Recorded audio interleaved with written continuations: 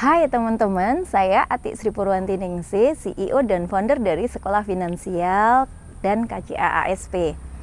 Pada suatu ketika, sewaktu saya sedang mengisi acara sebagai narasumber untuk acara mengelola keuangan untuk UMKM, saya bertanya kepada peserta, bagaimana selama ini cara menentukan harga jual untuk produk Bapak Ibu?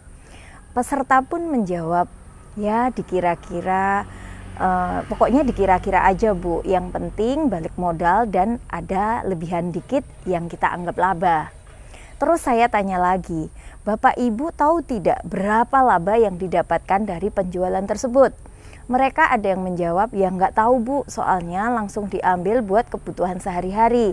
Pokoknya yang penting cukup aja gitu untuk kebutuhan sehari-hari di keluarga maupun di usahanya tetap jalan. Nah, dari sini teman-teman berpikir nggak? Gimana ya ketika tiba-tiba bahan baku untuk produk itu naik? Terus pada ngeluh dagangan nggak menghasilkan laba atau bahkan malah rugi. Teman-teman, disinilah poin yang akan saya bahas dalam video ini, yaitu cara menentukan HPP atau dalam akuntansi dikenal dengan harga pokok penjualan. Kalau bahasa umumnya adalah harga minimal kita jual produk di mana kita tidak rugi dan tidak untung. Dari HPP ini maka akan ditemukan adanya harga jual yang tepat mengenai produk teman-teman. Harga pokok penjualan ini biasanya ditentukan menggunakan harga per produknya atau sekali pelayanan bila itu usahanya di bidang jasa. Kira-kira berapa harga jual yang pas untuk satu produk tertentu atau dengan prosentase kisaran berapa agar kita tidak terlalu panik apabila ada kenaikan harga bahan baku?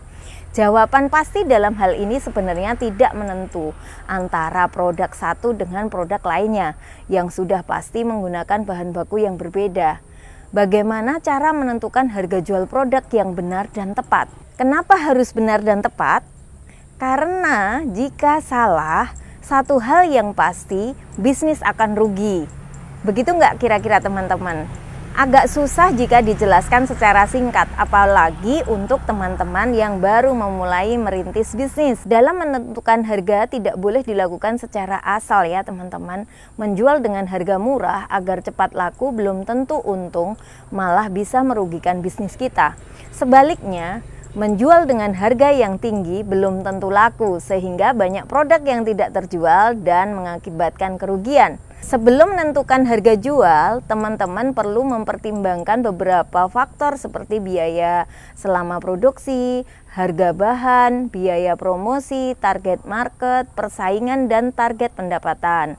Agar tidak membuat teman-teman semakin bingung, 5 strategi menentukan harga jual dengan beberapa teknik, yaitu yang pertama, strategi margin pricing. Cara menentukan harga jual yang pertama adalah dengan metode margin pricing. Sebelumnya teman-teman harus menentukan harga jualnya terlebih dahulu untuk menentukan margin. Setelah itu tinggal memasukkan dalam rumus perhitungan harga. Dari hasil perhitungan ini teman-teman bisa melihat kira-kira harga yang dijual terlalu mahal atau murah. Contohnya, ada seorang penjual minuman kekinian dengan harga modal satu gelasnya 20.000. Kemudian dia ingin menjualnya dengan harga 40.000 untuk satu cup. Apakah harganya terlalu mahal atau murah? Mari kita hitung bersama.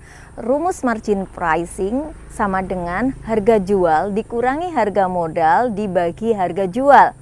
Jadi 40.000 dikurangi 20.000 dibagi 40.000 sama dengan 50%. Hasil keuntungan yang teman-teman dapatkan dari satu cup minuman kekinian sebesar 50%.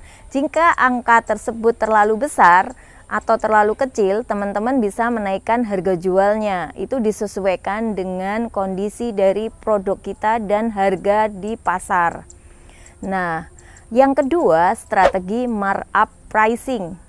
Markup adalah salah satu cara menentukan harga dengan menambahkan keuntungan langsung dari harga beli.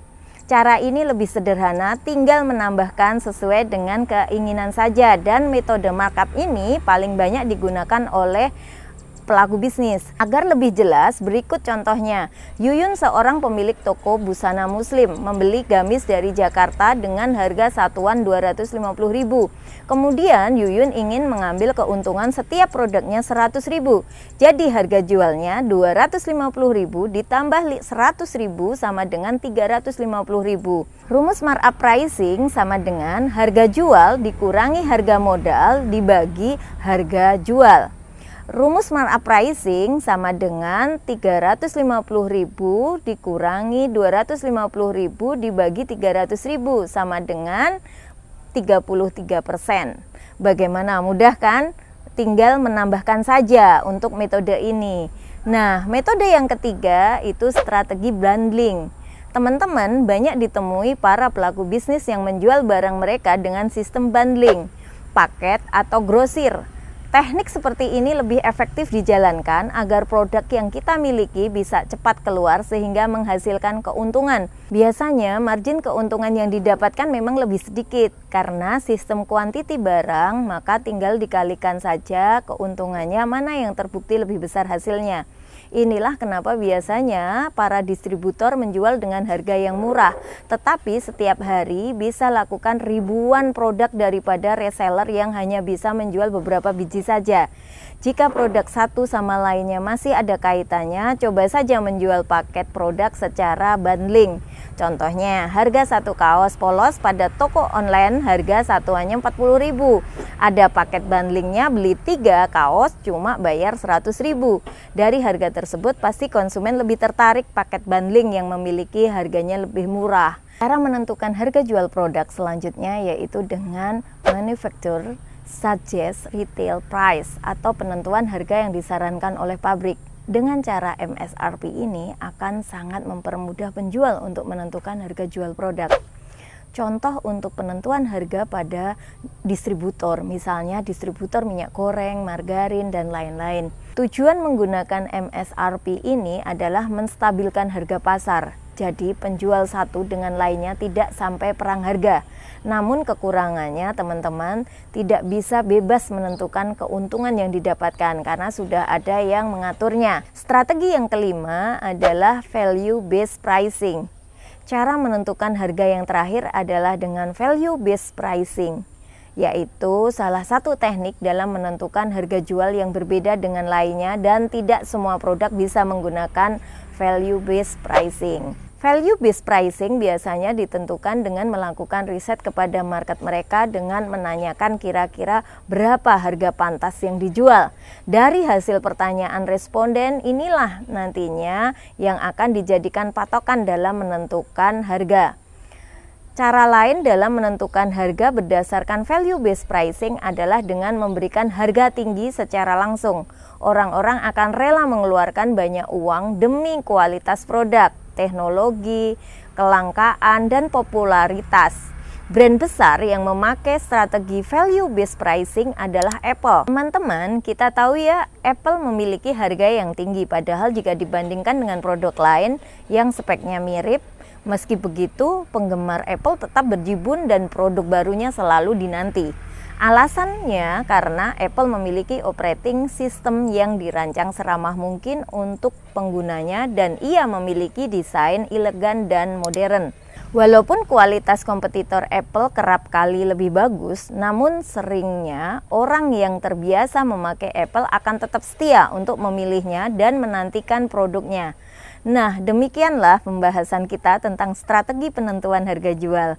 Intinya, dalam menentukan harga jual produk perlu strategi yang matang, yang disesuaikan dengan lingkungan bisnis kita.